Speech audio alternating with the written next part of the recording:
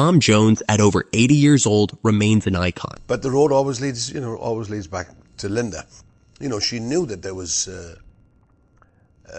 I was getting attention. Though his name often stirs whispers about his health, speculations have swirled for years, some exaggerated and others unverified. Still, one burning question lingers. What will become of the legendary fortune he's built over decades? What was the real cause of his wife Melinda's passing, especially given his strained relationship with one of his sons? Let's unpack the story behind the man and tragic ending along with his legacy. You might have come across the rumor that Tom collapsed on stage during a concert in Budapest. He quickly debunked it, explaining that he had to cancel the show due to a throat issue. Far from fading into the background, Tom is proving his resilience. Recently, he delighted fans by unveiling his 2024 North American tour dates. The announcement sparked excitement across generations of admirers, a testament to the incredible career that has made him a household name. For more than half a century, Tom Jones has electrified audiences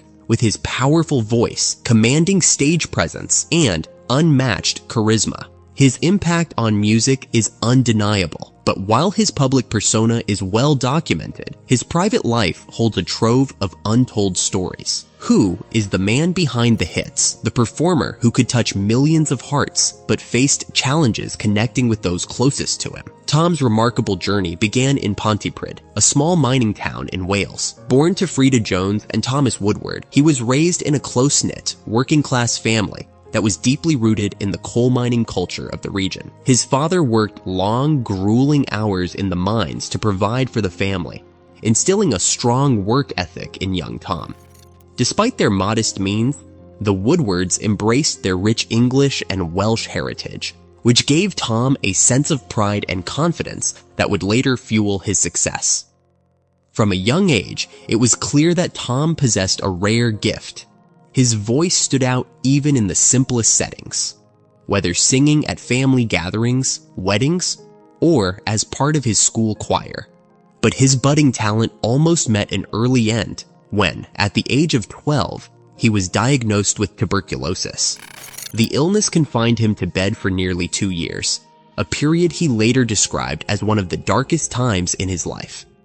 The illness confined young Tom to bed for nearly 2 years, a period he described as the darkest time of his life. I spent 2 years in bed recovering. It was the worst time of my life. Yet, in the face of adversity, he found solace in music. Those quiet, challenging years became the foundation for his career, as he honed a voice that would one day take the world by storm. Before Tom's career soared, though, life took an unexpected turn. At just 16 years old, he married his high school sweetheart, Melinda Rose Linda Trenchard, who was also 16 at the time. The marriage came after Linda became pregnant, and their son, Mark, was born shortly after. Determined to support his young family, Tom took on various jobs, from construction work to shifts in a glove factory. Despite the grind of daily life, his passion for music never wavered. In 1963, Tom became the lead singer of a Welsh beat group called Tommy Scott and the Senators. His voice, described as a rich and powerful baritone, began to draw attention. Interestingly, Tom once revealed that his vocal range has shifted over time. "When I was young, I could hit a top C, but now it's a B flat. What you lose in the higher range, you gain in the lower range," he said. The band quickly gained a loyal following in South Wales, earning a strong reputation in the local music scene. By 1964, they recorded several tracks with producer Joe Meek, who tried unsuccessfully to land them a record deal. A twist of fate came later that year when Decca Records producer Peter Sullivan spotted them performing in a club. Sullivan introduced the group to manager Phil Solomon, but their partnership was short-lived and led to little progress. Undeterred, the band kept playing local venues, where Tom's undeniable talent continued to shine. It wasn't long before Tom crossed paths with Gordon Mills, the man who would change his life forever. Mills became Tom's manager and brought him to London, where he was well connected in the music industry. Recognizing an opportunity, Mills rebranded him as Tom Jones, a name inspired by the hit Academy Award-winning film of the same name. With Mills's guidance, Tom signed a recording contract with Decca Records. His first single, Chills and Fever, didn't make much of a splash, but his second release, It's Not Unusual, catapulted him to international fame. The song's success owed much to its promotion on the pirate radio station Radio Caroline, setting the stage for Tom's meteoric rise. 1965 was the year that changed Tom Jones's life forever. It cemented his place as one of the brightest stars of the British invasion. Early in the year, his breakout hit It's Not Unusual skyrocketed to number 1 on the UK charts and broke into the top 10 in the United States, catapulting him to international fame. While filming at Paramount Studios in Hollywood, Tom had a momentous first encounter with none other than Elvis Presley. Elvis, always the showman, greeted Tom by singing his song With These Hands as he approached him on set. This remarkable meeting marked the beginning of a close friendship between the two music legends. Meanwhile, Tom's manager, Gordon Mills, was busy lining up incredible opportunities. That year, Tom lent his powerful voice to 2 iconic movie themes, the James Bond thriller Thunderball and the quirky comedy What's New Pussycat, a song written by the legendary duo Burt Bacharach and Hal David. Interestingly, Tom was initially hesitant about What's New Pussycat. The song's unconventional style left him puzzled. Why do they want me to sing this? He recalled thinking. But Bacharach convinced him, explaining that Tom's commanding voice was exactly what the song needed to bring it to life. Tom agreed, and the result was a timeless classic. His work during this time earned him the Grammy Award for Best New Artist in 1966, solidifying his status as a major rising star. But the rush of success was not without its challenges. By the late 60s, Tom's initial surge of popularity began to wane.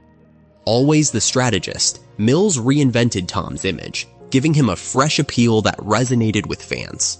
The move paid off, and Tom climbed back up the charts with enduring hits like I'll Never Fall in Love Again, I'm Coming Home, and Delilah. These songs dominated the airwaves and became timeless staples in his repertoire, securing his place as an international sensation. During this era, Tom performed in Las Vegas for the first time at the Flamingo Hotel. His energetic shows and signature style, bold stage presence, half-unbuttoned shirts, and tight trousers quickly became iconic.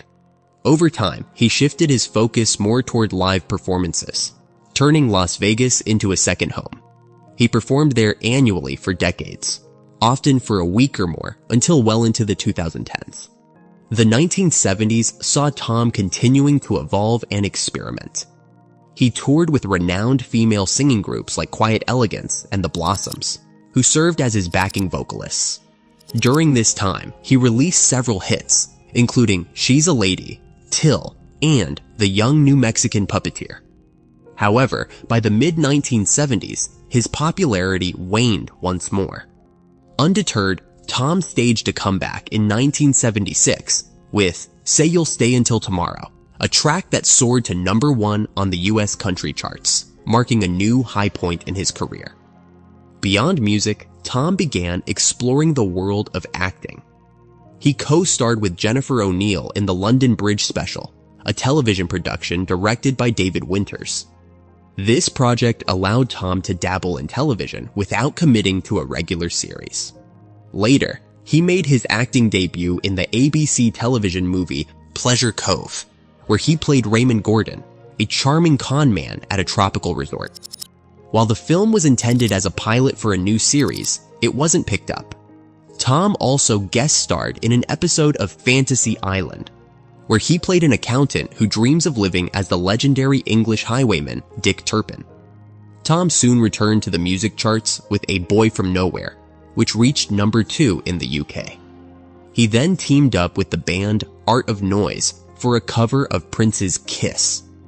This collaboration proved wildly successful, with the track becoming a hit in both the US and the UK. The accompanying music video, featuring Tom's vibrant performance, became a staple on MTV and VH1, earning an MTV Video Music Award for Breakthrough Video.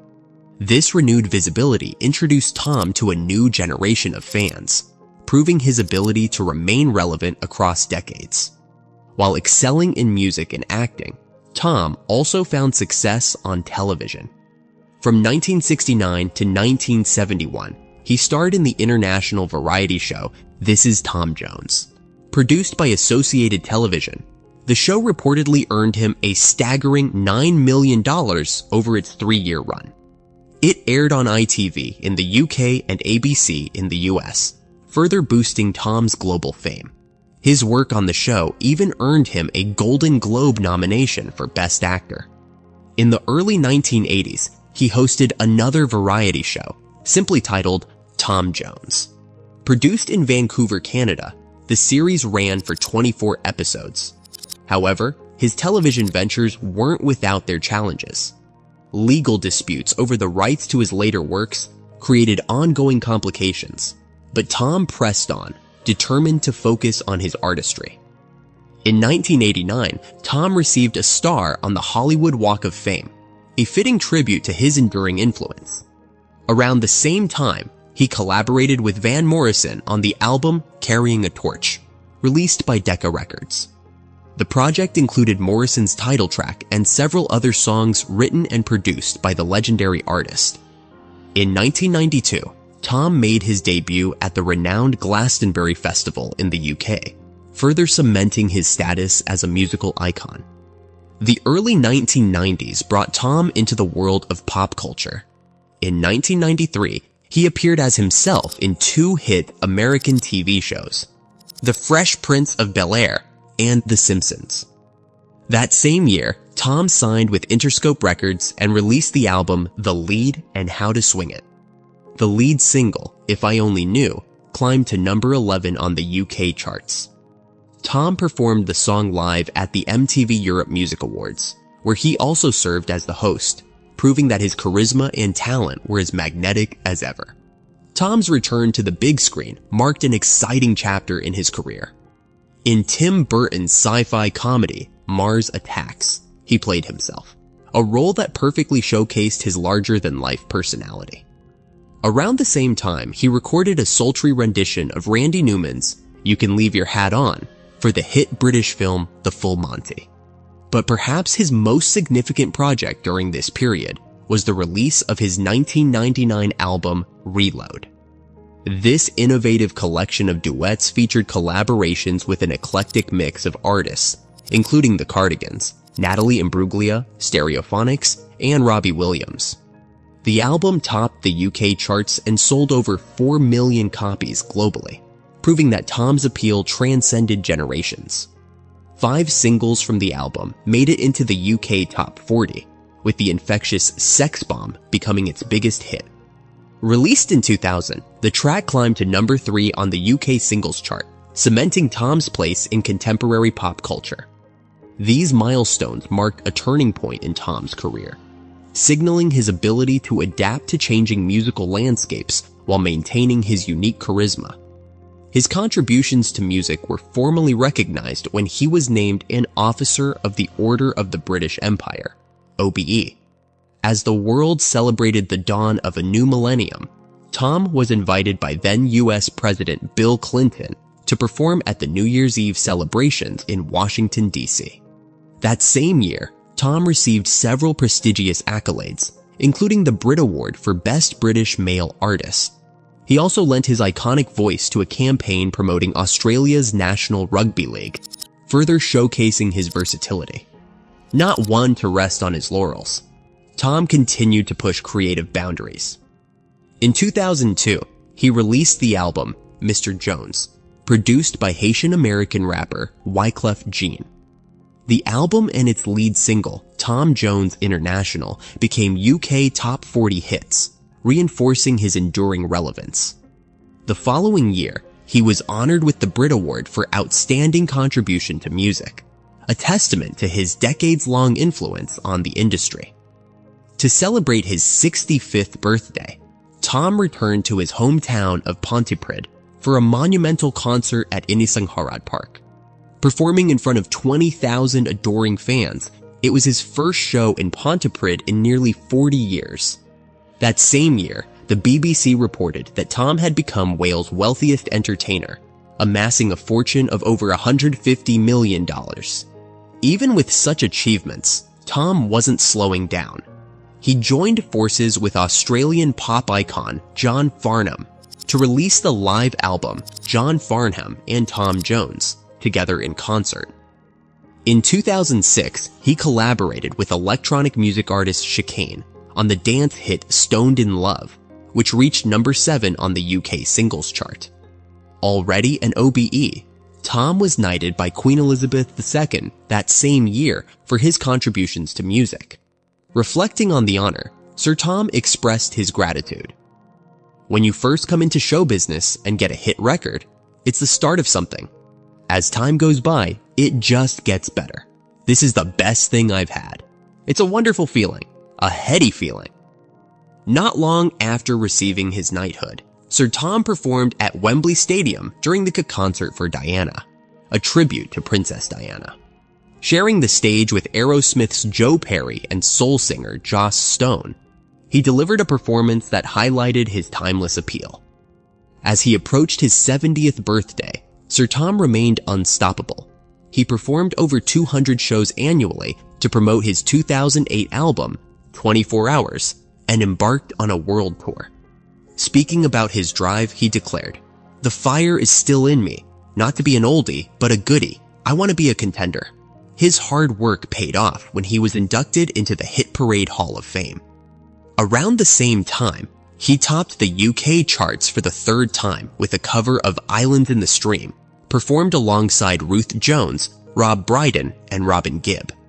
This period also saw the release of Praise and Blame, an album that leaned heavily into gospel and blues influences. Featuring covers of songs by Bob Dylan, John Lee Hooker, and Billy Joe Shaver, the project was a critical and commercial success. Guest musicians like Booker T added to its authenticity. By the end of 2010, Tom had sold over 100 million records, an astounding milestone in a career spanning decades. Tom also embraced new opportunities in television. In 2012, he became a coach on the BBC talent show The Voice UK, joining a panel that included Will.i.am, Jessie J, and Danny O'Donoghue. Proving his mentoring skills, he guided Leanne Mitchell to victory in the show's first season. Although his contract wasn't renewed in 2015, a decision he publicly criticized, Sir Tom returned to the show 2 years later.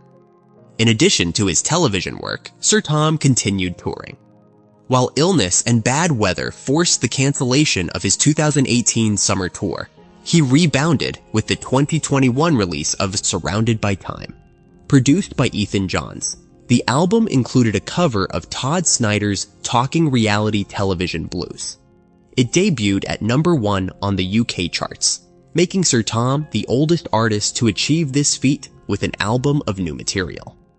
In 2022, he performed at Cardiff's Principality Stadium alongside Stereophonics, with their concert broadcast live on BBC Two. While Tom Jones's professional life has been defined by staggering success, his personal journey has been marked by profound loss. One of his deepest friendships was with Elvis Presley, a bond that began in 1965 and blossomed over their shared love of music and mutual respect. Tragically, their connection was cut short in 1977 when Elvis passed away, leaving a void that Tom felt keenly. Decades later, in 2016, he faced an even more personal heartbreak when his wife of nearly 60 years, Linda, succumbed to cancer. Their marriage, though not without its struggles, was a cornerstone of Tom's life. Linda had been his steadfast supporter from the very beginning, standing by him through the ups and downs of fame. After her death, Tom honored her final wish by selling their Los Angeles mansion and moving into a London apartment. In the year following Linda's passing, rumors began to circulate about a possible romance between Tom and Priscilla Presley, Elvis's former wife. The two were frequently seen dining together, fueling speculation. However, Tom clarified in 2021 that their relationship was purely platonic, rooted in a decades-long friendship that dated back to the 1960s. That same year, he released the song I Won't Crumble With You If You Fall, a deeply emotional track inspired by Linda's final words. Explaining the song's significance, he shared, "My wife was dying of lung cancer. She told me, 'You can't crumble with me. Don't fall with me now. You've done everything you can. You must carry on and keep doing what you do. Pound.'" Now 84, Sir Tom Jones shows no signs of slowing down. He recently unveiled the Hourglass edition of his chart-topping album, Surrounded by Time. This special release includes new songs, live performances, and an exclusive interview, adding yet another chapter to his storied career. Having just completed his 2024 Ages and Stages tour, Sir Tom continues to share his expertise as a coach on The Voice UK. From his modest beginnings in a Welsh mining town to his status as a global icon, Tom's life is a testament to resilience, talent, and an undying passion for his craft. With a fortune nearing $500 million and a devoted family that includes his son Mark and grandchildren Alex and Emma, Sir Tom remains a beloved figure, inspiring fans across the world.